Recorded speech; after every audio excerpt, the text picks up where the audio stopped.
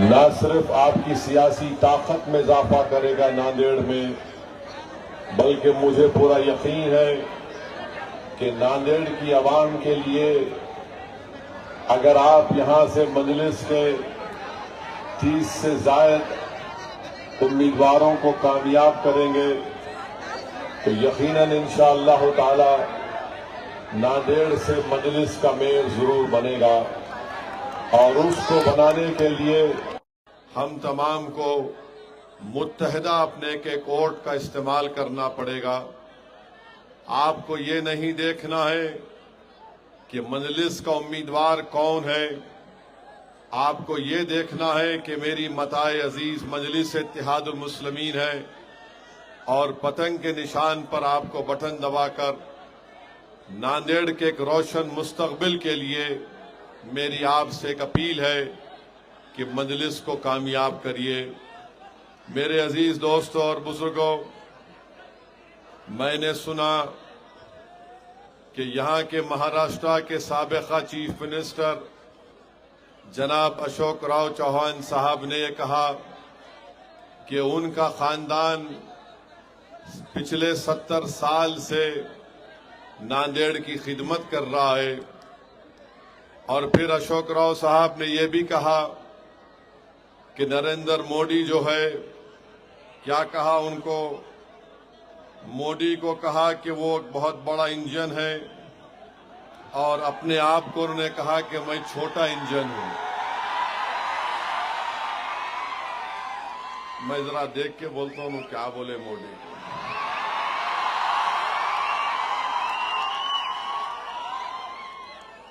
उन्होंने बोले मोदी बहुत बड़ा इंजन है। नहीं, मोदी इस मुल्क का बड़ा पावर हाउस बोले, फडणवीस बोले महाराष्ट्र का देवा भाव कहते, और मैं छोटा इंजन हूं। अशोक राव फिर मैं क्या हूं?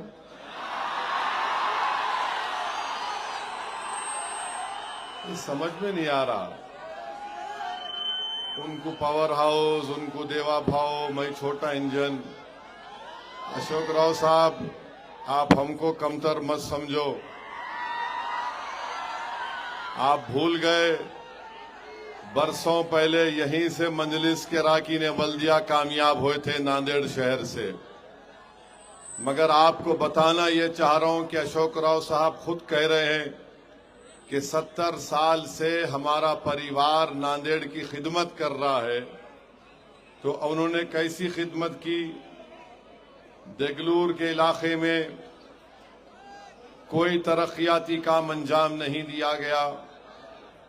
आप जानते हैं कचरे के अंबार हैं, ड्रेनेज लाइन चौक हो जाती, रोड वाइडनिंग नहीं हुई और फिर उस पे सोने पे सुहागा जो है, सत्तार साहब जो अशोक राव की कमी थी उसको लाके ये सूरेज ट्रीटमेंट प्लांट यहां लाके डाले।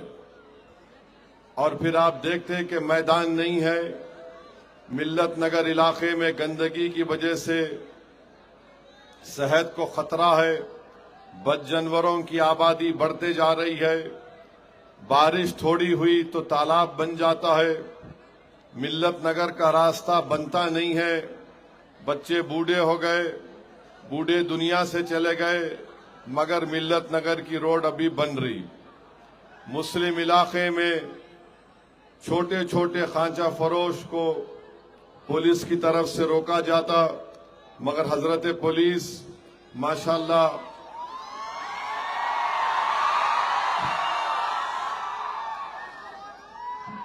यानी काला मंदिर इलाके में दुकानें नहीं लगाना, मगर वजीराबाद में लगाना।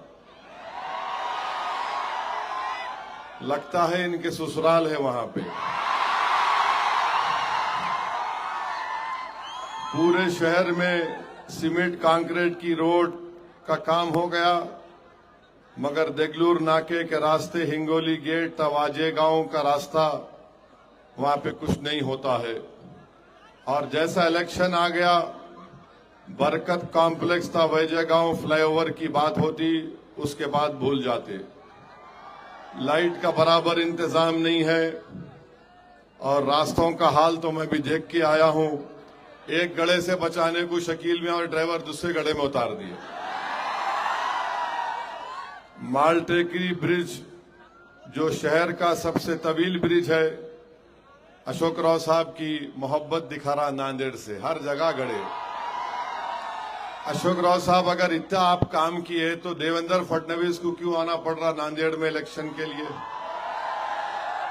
अगर इतना काम करे तो उन्होंने आराम से बोलना था मैं पूरा कर दिया। मगर देवेंद्र फडणवीस जान चुके कि अशोक राव से नहीं होता मजलिस को रोकना, या मजलिस का मेयर बन रहा है इंशाअल्लाह ताला। इसीलिए देवेंद्र फडणवीस आ गए। अशोक राव बोले नहीं होता, रे भाई ये शेरवानी आ गया हैदराबाद से, परेशान कर रहा है। अशोक राव जान लिए कि इनके पास जो लोग इनसे दूर थे सब करीब आ गए, सत्तार से आ गए, सब आ गए। हमारे पुराने साथी भी आ गए। वाकई में इन लोगों को देखकर मुझे बड़ी खुशी भी हुई और मैं अल्लाह से दुआ करूंगा कि हम लोग अपनी जिंदगी का ये सफर जब तक अल्लाह जिंदा रखेगा हम मजलिस की कामयाबी के लिए और नांदेड़ को मजबूत करने के लिए वक्फ करेंगे इंशाअल्लाह। मैं इन तमाम का शुक्रिया अदा करता हूं कि इन्होंने अपने आपसी इख्तलाफात ये जो भी थे उसको बाजू रखकर नांदेड़ की आवाम की खातिर, नांदेड़ को डेवलपमेंट कराने के लिए, नांदेड़ से मजलिस का मेयर मुंतखब कराने के लिए ये लोग आगे आए हैं। मैं इनका दिल की गहराइयों से उनका शुक्रिया भी अदा करता हूं, उनका खैर मुकद्दम भी करता हूं। और सही कहा अभी यहां पर किसी ने भी मुझसे फोन पर भी बात नहीं की। मैं इनकी इस इक़दाम की पूरी तायीद करता हूं और इंशाअल्लाह ताला जो भरोसा करके वो आए हैं, इंशाअल्लाह ताला हम उनके इस भरोसे को शर्मिंदा होने नहीं देंगे। ये हमारी पूरी कोशिश होगी। मेरे अजीज दोस्तों और बुजुर्गों, दूसरी बात यह है कि मजलिस क्या करना चाहती है नांदेड़ में। हमारा प्रोग्राम यह है कि नावघाट इलाके में नौजवानों के लिए स्विमिंग पूल और जिम खाना, कदीम शहर में एक खूबसूरत वसी गार्डन तामीर करना, मदीनतुल उलूम स्कूल से शिवाजी पुतले तक रास्ते की तामीर, पुराने शहर में एक फायर स्टेशन का ख्याल में लाना, क्योंकि आजकल आग लगने से बड़े हादसात हो रहे हैं।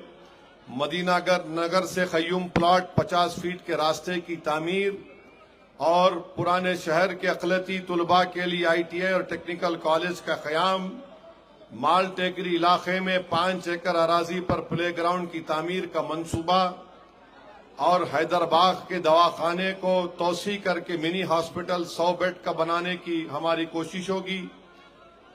जो फ्रूट मार्केट है, भाजी फूल मार्केट, हॉकर जोन के क़याम का अज़म और पुराने शहर में एक मॉडर्न स्लॉटर हाउस का क़याम और होनहार पसमानदा तलबा के लिए खिदवाई नगर इलाके में स्टडी सेंटर का क़याम, हैदराबाद पानी की टांकी के करीब मुस्लिम तलबात के लिए गर्ल्स हॉस्पिटल का क़याम, कदीम शहर में शादी खाने की तामीर का मंसूबा और नांदेड़ के सभी इलाकों में कब्रस्तान के लिए बाउंड्री वॉल और उसमें नमाज जनाजे का चबूतर और वजू खाने की तामीर का मंसूबा है। और आप जानते कि नांदेड़ में आइडेंटिफाइड 150 स्लम है, जिसमें इस शहर की कम से कम 25% आबादी रहती है और उसमें सबसे बड़ी तादाद मुस्लिम अक़लियत और दलितों की है। और आप देखते हैं कि नांदेड़ का जो फुजला निकलता है, जिसको अंग्रेजी में बोलते हैं एक्सक्रेशिया, वो 55% उसको मैनेज ही नहीं किया जाता। इससे इतना बड़ा नुकसान होगा, एनवायरनमेंट जो नुकसान बोलिए कुछ भी बोलिए, तो इस पर भी इंशाअल्लाह ताला मजलिस पूरी कोशिश करेगी। और साथ ही साथ मेरे को मालूम हुआ कि कॉल रिकॉर्डिंग चल रही है अशोक राव की, जिस नहीं मालूम उनकी आवाज है या कोई बना के डाला या AI है, नहीं मालूम। उन्होंने बोल रहे उसमें, या कोई बोल रहा कि क्या बोल रहे, खाली हिंदू पैनल बनाएंगे, मुसलमानों को कैंडिडेट नहीं देंगे। अशोक राव साहब, जब आप कांग्रेस में थे, जब भी दुश्मन थे, अगर वो सच है तो वो आप तो मानते ही नहीं थे। आप खाली समझते थे बस जाओ, हो गया, काम हो गया, कुछ नहीं हुआ। अगर 70 साल से आपकी परिवार नांदेड़ की खिदमत कर रहे हैं, तो कभी आप अपने घर से निकल के यहाँ चलो, हमारे साथ चल के देखो कैसी जिंदगी हम गुजार रहे हैं, कितनी गंदगी है यहाँ पर। मेरे अजीज दोस्तों और बुजुर्गों, मैं आपको ये वादा कर रहा हूं कि इंशाअल्लाह ताला नांदेड़ से मजलिस इत्तेहादुल मुस्लिमीन के मेयर को मुंतखब करिए, और मेयर उस वक्त मुंतखब होगा जब आप 30 से ज्यादा मजलिस के अराकीन बल्दिया को अपना वोट डालकर कामयाब करेंगे। और आप देख रहे कि अजीत पवार की पार्टी भी उम्मीदवारों को उतार रही, हमको कोई एतराज नहीं, उतारो आप। मगर सवाल ये पैदा होता, अजीत पवार, देवेंद्र फडणवीस और शिंदे मुंबई में बैठ के दबा के मलई हलीम क्या क्या खा रहे आपको मालूम? हाँ, वहां बैठ के खा रहे, यहां आके बोल रहे नहीं नहीं हम लोग नहीं है, मिले हुए नहीं है, हम मुंबई में मिलते, यहां नहीं मिलते। ये कहीं को नूरा कुश्ती कर रहे तीनों मिलके, उन्हों मुख्यमंत्री, इन्हों डिप्टी सीएम, इन्हों डिप्टी सीएम। ये आके नहीं, मैं उसको नहीं जानता, मैं उसको नहीं जानता। मकसद एक ही है तीनों का कि नांदेड़ से मजलिस का मेयर नहीं बनना। तो क्या कर रहे, उसको क्या बोलते, नूरा कुश्ती। तू मेरी पीठ खुजा, मैं उसकी पीठ खुजाता हूं। याद रखो, हमारे पास ऐसा पाउडर है, तुमको खुजली हम शुरू कराएंगे इंशाअल्लाह ताला। 15 तारीख के दिन तुमको खुजली होगी, जब नतीजा आएगा तुम लोग एक दूसरे को लोच लोगे, देखना इंशाअल्लाह। अब तुम्हारे ये हथकंडे काम आने वाले नहीं है। और ये जो अजीत पवार का टिकट लेके लोग आए, मैं उनसे अपील कर रहा हूं, बाबू उन्हें अपने चिचा का नहीं हुआ, तुम्हारा क्या होगा? उन्हें शरद पवार को टाटा बाय बाय बोल दिया, इन्हों जाके दादा कहीं को रही है। आओ ना, एक दीवाना है तुम्हारे दरमियान में, हर एक से लड़ रहे, हर एक से हुकूक के लिए लड़ रहे।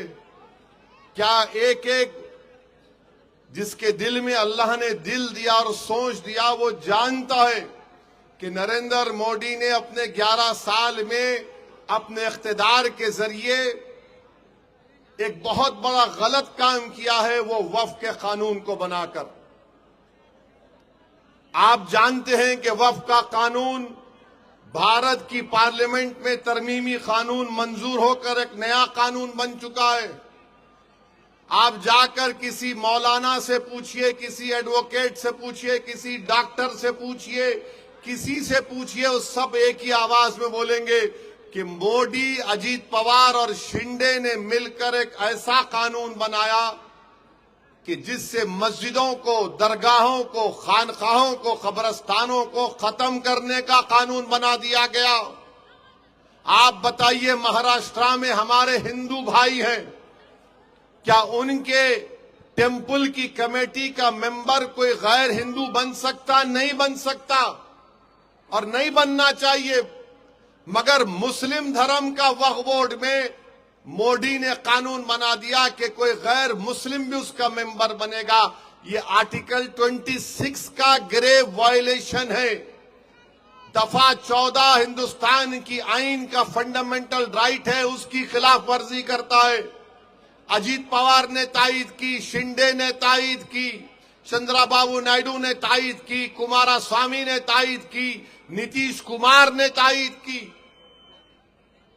अगर नांदेड़ में, महाराष्ट्र में 100 साल पुरानी दरगाह, खानका, मस्जिद है और वो आसारे कदीमा में प्रोटेक्टेड मॉन्यूमेंट है, ये कानून कह रहा है कि अब वो उसका मालिक वक्फ नहीं है, उसका मालिक नरेंद्र मोदी के मातहत आसारे कदीमा आर्कियोलॉजिकल सर्वे ऑफ इंडिया होगा। बताओ, क्या आपको ये कबूल है?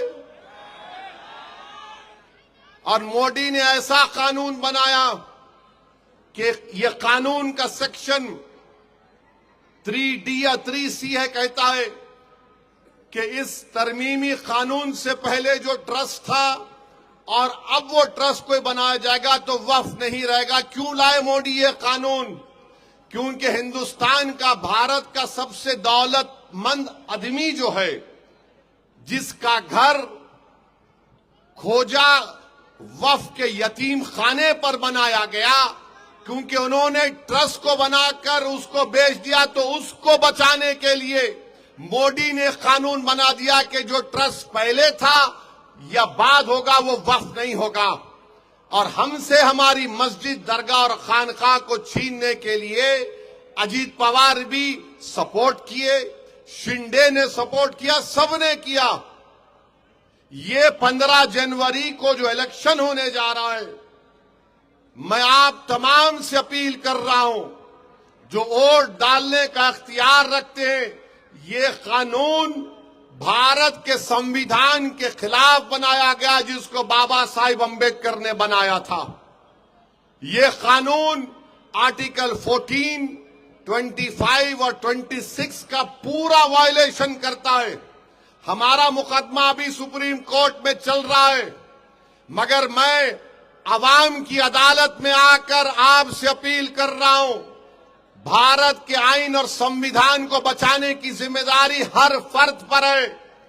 और मैं देगलूर नाके में खड़े होकर महाराष्ट्र के एक एक अहले दिल से, मेरे भाई और बहनों से अपील कर रहा हूं कि अपने मस्जिद, दरगाह, खानकाह और कब्रस्तान को छीनने का एक काला कानून जो मोदी, शिंदे और अजीत पवार ने बनाया, अगर आप भारत के संविधान की से मोहब्बत करते हैं, अगर आप मस्जिद, दरगाह और खानकाह और कब्रस्तान को बचाना चाहते हैं, तो मैं आपसे अपील कर रहा हूं कि आप पतंग के निशान पर बटन दबाकर दिल्ली के उस बादशाह को पैगाम दे दो कि तुमने कानून बनाया, हम उसको मुस्तरद करते हैं, उसको नहीं मानते उस कानून को।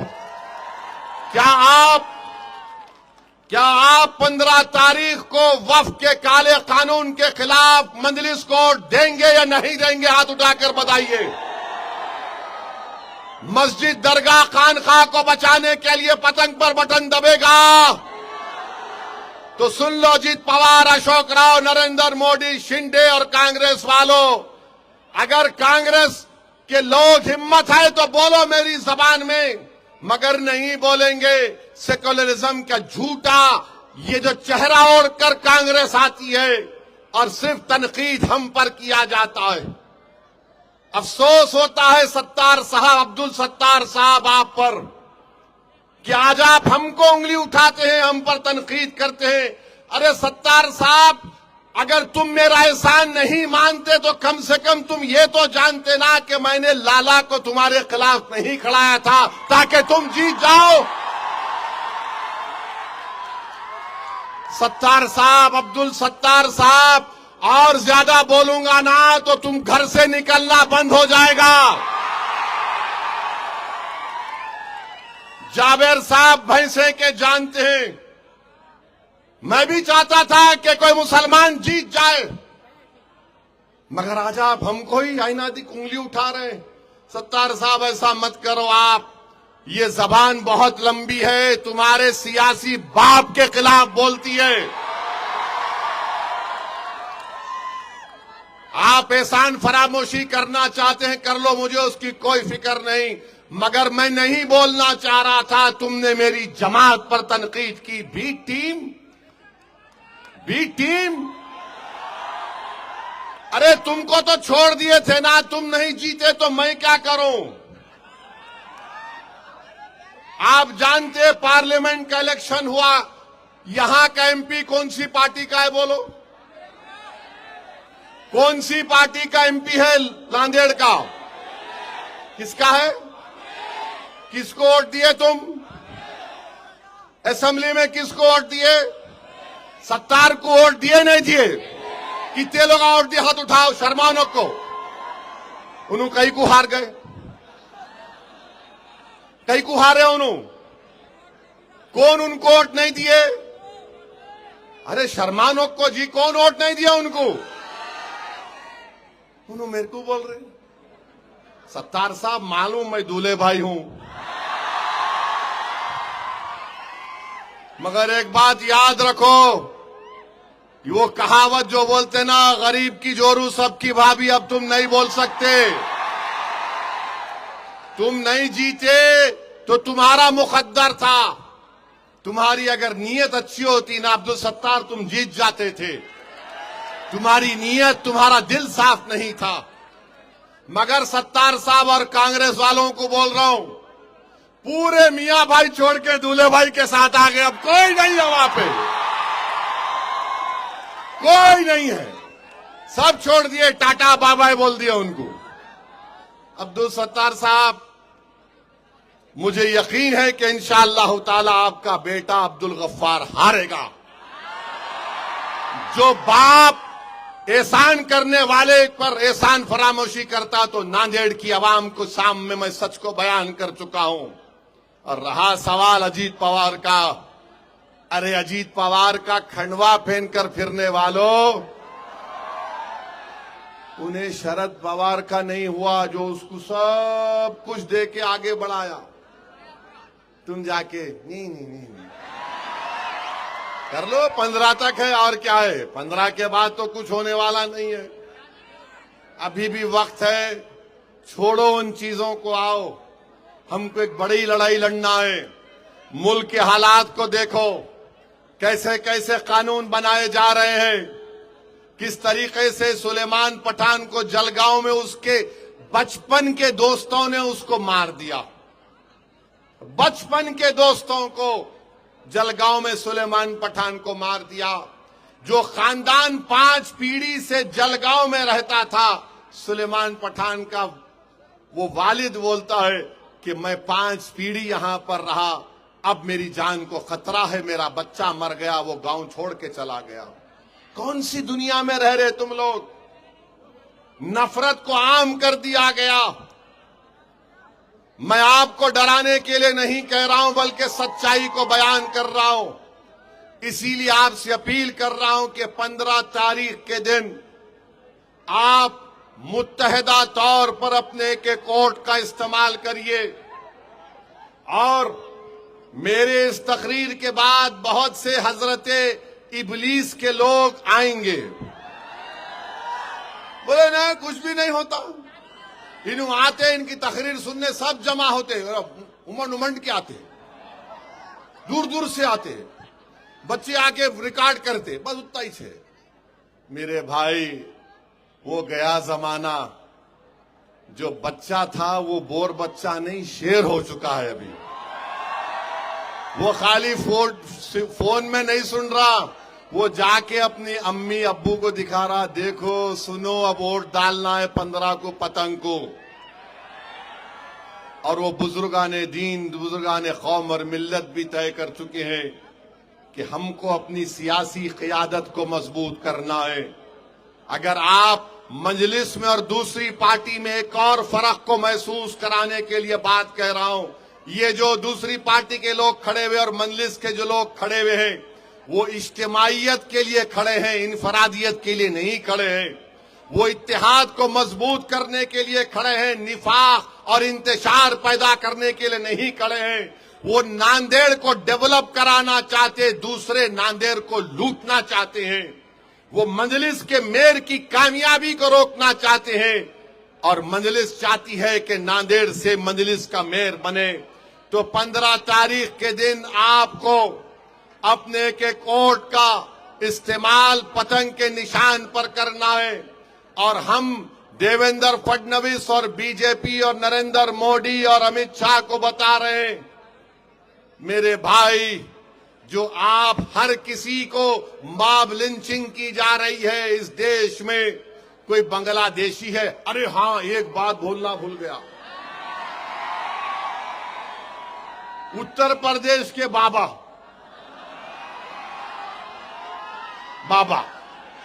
मुख्यमंत्री, उन्होंने जो है पूरे साइंटिस्ट को घर में बिठा लिए, पूरे माने दुनिया का साइंटिस्ट उनको देख के सर को हाथ लगा के बोल रहा, अब हमारी पूरी मेहनत गारत हो गई। उत्तर प्रदेश में बाबा बोले कि देखो तुम बांग्लादेशी को पकड़ने का तरीका तुम्हारे को बता रहा हूं, जाओ मुस्लिम इलाके में जाओ और जाकर जहां कोई मुसलमान 75 साल का बूढ़ा दिखा उसको बुलाओ, और कैसा पहचानेंगे तुम वो बांग्लादेश का है? पुलिस है, चीफ मिनिस्टर है, बोलिए बाबा, बोले ये तरीका है। तो बेचारे पुलिस गई एक मुस्लिम इलाके में, जाकर एक 75 साल के बूढ़े को, मुसलमान थे, पकड़ा। बोले तुम बांग्लादेशी है? उन्हें बोला नहीं हूं, मैं बिहार अरारिया का हूं, यहां पर 30 साल से रह रहा हूं उत्तर प्रदेश में। बोले नहीं, अभी मालूम होता, बाबा ने हमको फार्मूला दिया। वो बेचारा गरीब पहले पुलिस को देख के बोले क्या करना, तेरी पीठ दिखा। तो वो डीवाईएसपी साहब है, सुना, एसीपी है, उन्होंने फोन लेके पीठ पे रख के, देख तेरे पीठ पे फोन रख दिया, फोन बोल रहा तू बांग्लादेश का है। अब्बा बाबा भी क्या दिमाग पाए हैं। माने अब तो बीएसएफ की जरूरत नहीं है, बॉर्डर फोर्स की, बस फोन पीठ पे रखना, फोन बोलता है ना बांग्लादेशी है। बाबा किसी के सर पे रखे तो बोलता दिमाग है नहीं है, बोलो हमको। ये हुआ मजाक नहीं हुआ, ये पीठ पे रख के बेचारे गरीब के बोल रहे तू बांग्लादेशी है, बोल। क्या हाल करके रख दिया आप इस देश का। मेरे अजीज दोस्तों और बुजुर्गों, मैं आपसे अपील कर रहा हूं, ऐसे दौर में हमको अपने छोटे छोटे इख्तलाफात